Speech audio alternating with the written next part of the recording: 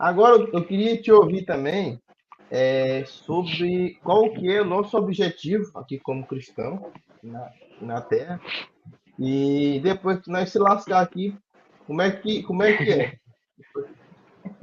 Ótimo, perfeito, perfeita. Ótima pergunta. No catolicismo, a gente tem o que a gente chama de novíssimos, né? Então, novíssimos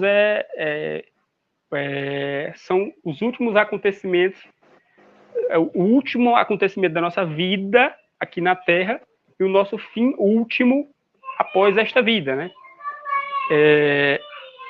Então, a gente não acredita em reencarnação, né? A gente acredita que logo após a morte a gente tem um julgamento, né? Que é o que a gente chama de juízo particular. Então, os novíssimos tratam justamente disso, da morte, em primeiro lugar, do juízo, que é o julgamento, e os dois destinos possíveis, né? Que é o céu ou o inferno, né?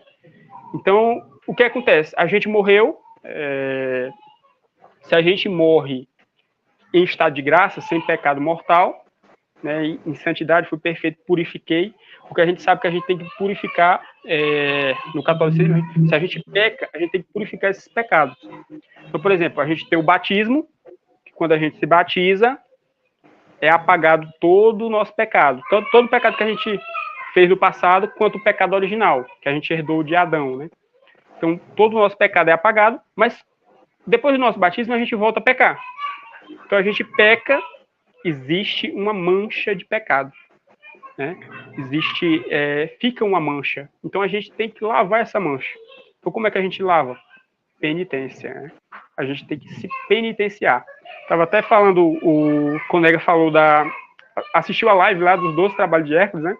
Essa questão da penitência não é só no catolicismo, não.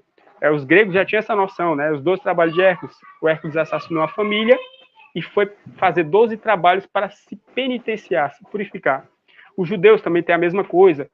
Eu descobri isso lendo o livro Em Busca de Sentido, do Viktor Frankl, né? Os judeus também têm essa ideia de se penitenciar, né? Então, para se purificar, se eu me penitenciei aqui, pequei, mas penitenciei, entrei em santidade com Deus, vou direto para o céu.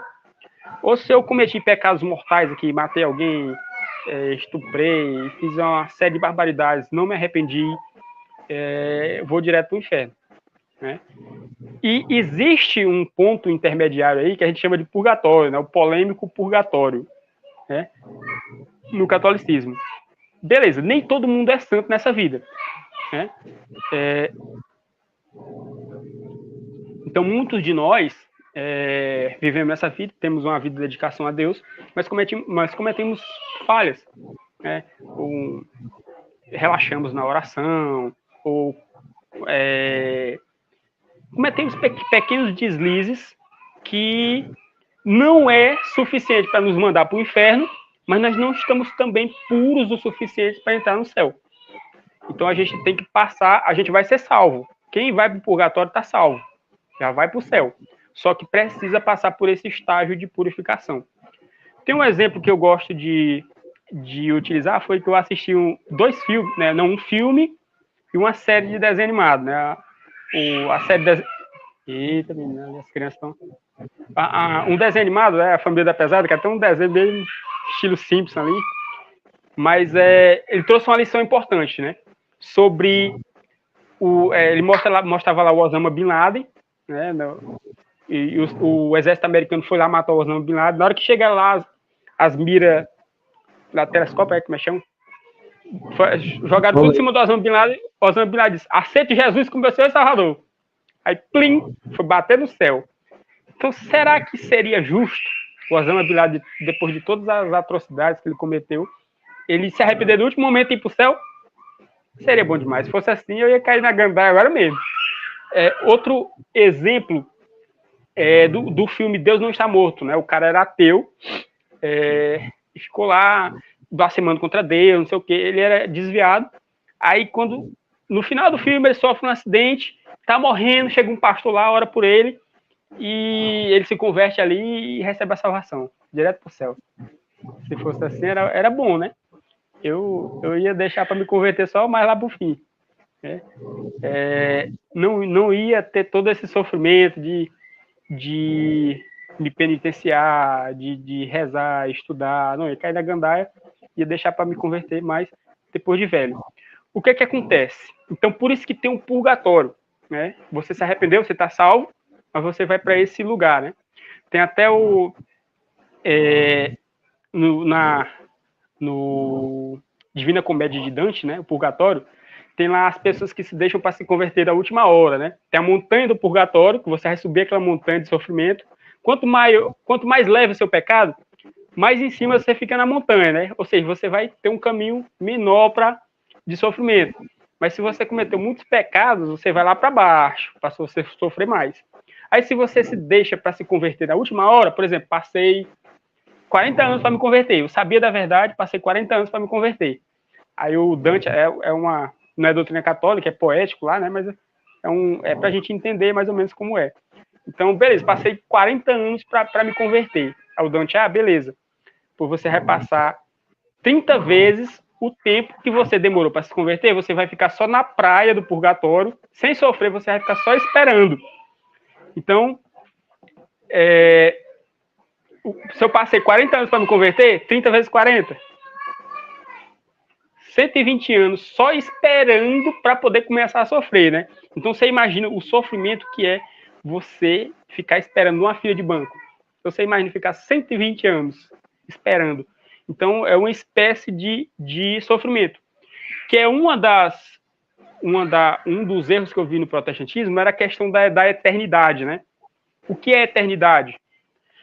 Então, quando a gente morre, o nosso destino último é a vida eterna, né? O encontro com Deus. São Tomás de Aquino até diz, né? A eternidade não é outra coisa senão Deus. Então, quando você morre, você vai ver Deus face a face, né? O maior gozo que você pode ter, a visão beatífica de Deus.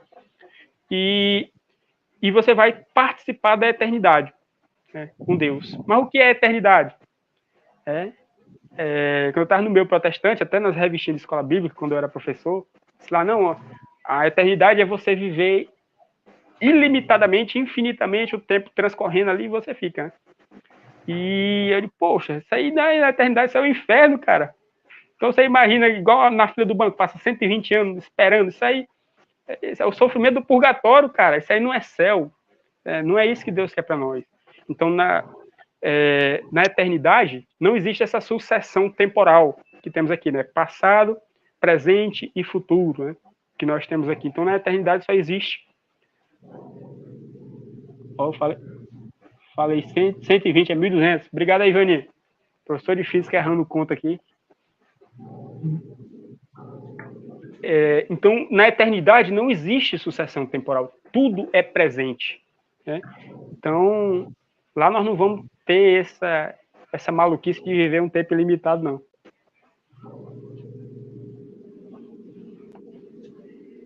Mais ou menos isso. Ficou alguma dúvida? Pode perguntar. Vou falar. Eu só acrescentar uma pergunta aqui, para ver se barra um pouco. O céu, na sua visão, como que seria esse céu, assim? Falando um pouco mais, né? Você já deu como que seria, assim, até onde você entende como seria esse céu, como é fazer lá, como que é, e encontrar também, como seria o castigo do inferno. Certo. Assim, eu não sei te dizer, porque é mistério, né? Eu não sei dizer como é o céu. Eu sei que você está frente a frente com Deus, né? O sumo bem, o sumo amor, a suma felicidade. Deve ser uma sensação, é o que o apóstolo Paulo dizia, né? Nem olho viu, nem ouvido ouviu, nem jamais subiu ao coração do homem aquilo que Deus tem preparado para aqueles que o amam, né? Outra coisa que eu esqueci de dizer, né? A gente tem o juízo particular, né? Em que a nossa alma vai para o céu e o nosso corpo aqui, se a alma saiu do corpo, a alma é a forma do corpo. Se o corpo não tem mais a forma, o corpo se dissolve, né? Então a morte é a separação da alma e do corpo. Então as almas das pessoas estão no céu, as almas da pessoa estão no purgatório e as almas das pessoas estão no inferno. Não o corpo. Porque só vai ter essa união de alma e corpo no juízo final, né? Por que disso? Né? Porque no céu a gente quer, para Deus tudo tem que ser o mais perfeito possível. Então Deus criou o homem de alma e corpo, né? Então tem uma substância imaterial e uma substância material. Se o homem vai para o céu só com a alma, só a parte imaterial, né? Ele vai imperfeito. Então por isso que tem que ter essa união, tem a ressurreição da carne, né? A ressurreição dos corpos. Né? Ah, beleza, mas aí como é que o meu corpo já foi dissolvido pela terra? Como é que vai voltar esse corpo? Não, cara, a matéria, né, os elementos químicos, etc, etc, do nosso corpo vai mudando constantemente. O nosso fígado se regenera. Eu estava lendo um livro que eu esqueci, parece que de 2 em 2 anos, se eu não me engano. Tem um período, é pouco tempo, 2 a 4 anos, que todas as células do nosso corpo se modificam totalmente. Então, você pode pegar matéria do que tiver ali, né? Não é necessariamente a mesma matéria. Se a matéria do nosso corpo vai mudando, né? Então, você pode pegar matéria de outro local, da mesma forma que, por exemplo, eu como alface, como um arroz, como feijão, a carne, e aquela matéria ali vai se transformando em mim, que é o que a gente chama de assimilação, né? Quando eu como alface, não é eu que me transformo no alface, é o alface que transforma em mim. É eu que assimilo o alface. Então, e da mesma forma, quem está no inferno está sofrendo a alma, mas tem que, na ressurreição da carne, no juízo final, ela vai receber o corpo de volta. Para quê? Porque o corpo também tem que sofrer a pena de tudo que ele praticou aqui, né? Então, não apenas a alma, mas o corpo, porque o corpo foi uma espécie de instrumento. Com o meu corpo, com o instrumento do meu corpo, eu pratiquei todos os meus pecados. E da mesma forma, quem está no céu, com o instrumento do seu corpo, você praticou boas ações, né? Então,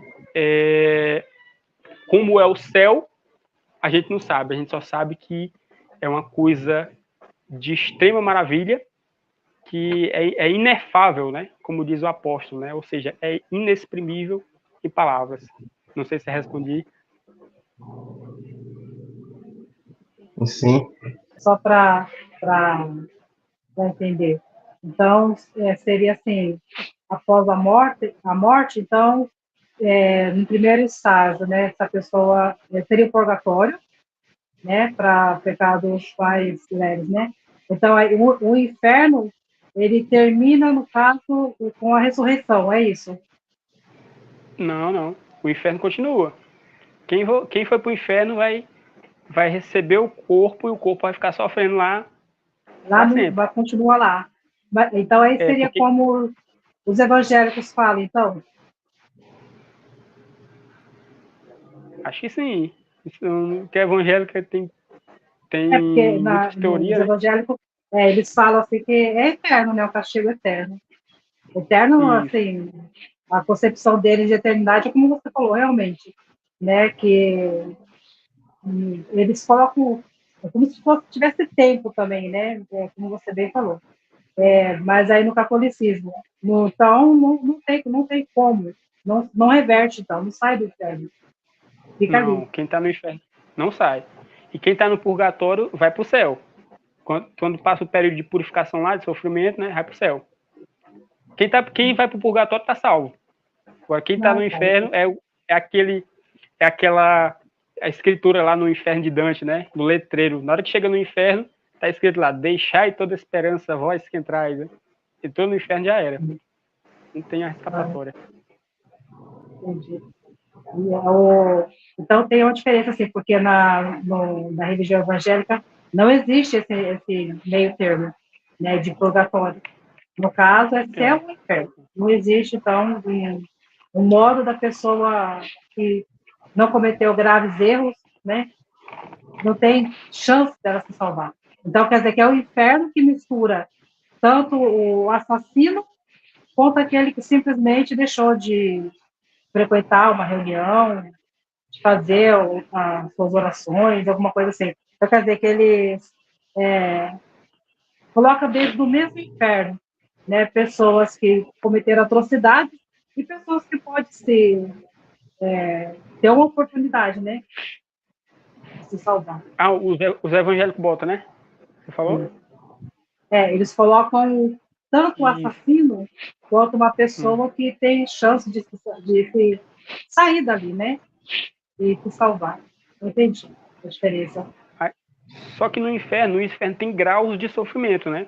Da mesma forma que no paraíso, no céu, tem graus de beatitude, né? Quem foi mais santo fica mais lá próximo de Deus. Quem foi menos santo fica um pouquinho mais distante. Mas só que lá a felicidade é tão grande que as pessoas se conformam com o local que lhe foi destinado. Por quê? Porque elas têm um senso de justiça. Não, eu tenho uma admiração, por exemplo, Santo Tomás de Aquino. Foi eu sou fã do cara. O cara é o maior teólogo de todos os tempos da igreja. Pô, ele tem que ficar mais perto de Deus. Eu tenho esse senso de justiça. E lá no inferno também, os pecados mais graves têm sofrimentos maiores, né? Se você vê lá o inferno de Dante, né? Lá tem os chamados círculos do inferno, né? Aí é como se fosse um cone. Peraí. Que vai se afunilando, vai diminuindo. Então, quem tem os pecados mais besta, mais bobo aqui, que em primeiro lugar que é os pecados da carne, né? Que é os pecados da nossa natureza carnal, né? Adultério, luxúria, gula. Então, vai para cá. E quanto mais grave é o seu pecado, né?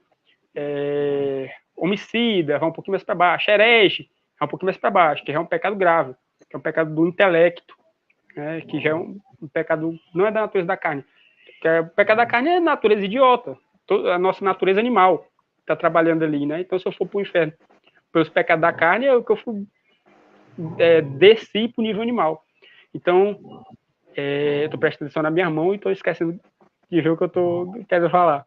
Então, quanto mais fundo você vai no inferno, mais grave é o seu pecado, né? Quanto mais fundo você vai no inferno, e é poucas pessoas que vão para lá. Né? Por exemplo, os traidores da pátria, o traidor de nosso Senhor Jesus Cristo, só teve um, que foi Judas. Então ele está lá no mais profundo do inferno, lá de Dante, e Dante comendo a cabeça dele eternamente ali, né? Mastigando a cabeça dele. Então, é difícil você fazer um pecado grave, né? Então, você cometeu um pecado, um assassinato, meu amigo, então vai diminuindo, vai se afunilando, né? Gradativamente. Então, os pecados vão ficando mais graves, ou as penalidades vão ficando mais graves, de acordo com a gravidade do pecado também.